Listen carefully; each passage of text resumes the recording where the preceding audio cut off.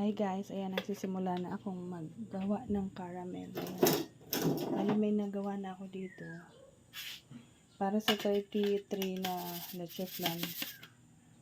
Hindi kasi kayang tapusin yan lahat ng sabay-sabay. Kasi kulang ang aking yanera.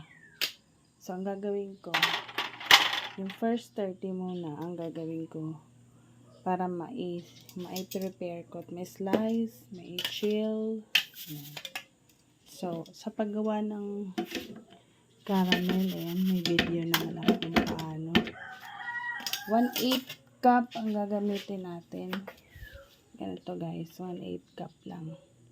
Ang amount yan is 2.05 pesos. Ayan, bali, since 30 pieces to na leche flan, kaya lulutuin natin to sa loob ng 5 oras. Ayan. 1 hour kasi ang cooking time ng leche flan. So, 1 hour times 6.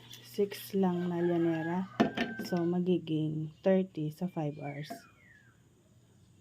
Sa pagluto ng leche flan, hindi natin kailangan tong madaliin. Kailangan talagang slow cook lang siya guys para smooth ang kalabasan ng ating leche flan. Ayan.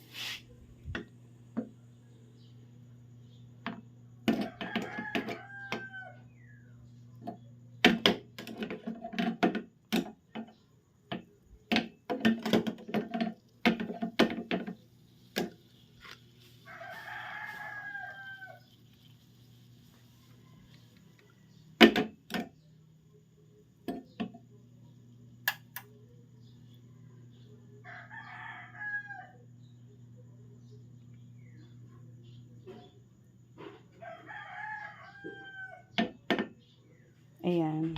Dapat ganito lang, kapula. Huwag masyadong pulang-pula guys. Mapait kasi yan eh. So, hindi na siya masarap na dessert. Hindi mapait. Ayan.